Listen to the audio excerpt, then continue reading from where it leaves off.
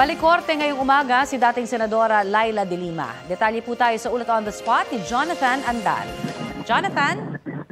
Connie, dininig kanina sa Muntinlupa RTC Branch 206 ang hiling ni dating Senadora Laila De Lima na ilipat ng kulungan ang 7 bilanggong testigo na gusto na raw baligtarin ang mga akusasyong ibinato nila laban sa kanya. Ang tinutukoy na 7 bilanggo ay nasa Sablayan Prison and Penal Farm sa Occidental Mindoro pero pinalilipat ni De Lima sa New Bilibid Prison sa Muntinlupa para raw sa seguridad nila matapos sumulat sa korte ng kanilang intensyong bawiin ang testimonya laban sa dating senadora.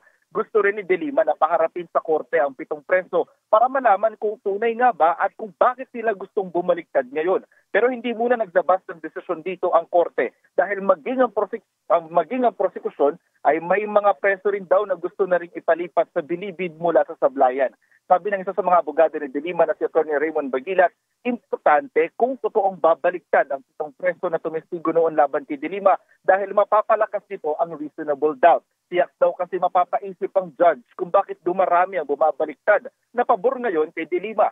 Sabi ni Atty. Bagilat, kung matuloy ang recantation ng 7 preso na testigo, aabot na sa 14 ang bilang ng mga bumabawi ng kanilang akusasyon laban sa dating senadora. Samantala, umaasa si De Lima na isasali ulit ng Administrasyong Marcos ang Pilipinas sa ICC o International Criminal Court matapos sabihin mismo ni Pangulong Bongbong Marcos na pinag-aaralan nila ito ngayon. March 2018 nang ipag-utos ni noong Pangulong Rodrigo Duterte ang pagkalas ng Pilipinas sa ICC matapos i-anunsyo ni noong ICC Chief Prosecutor Fatu Bensouda ang inilunsad nilang preliminary examination sa mga patayan sa Pilipinas dahil sa illegal na droga.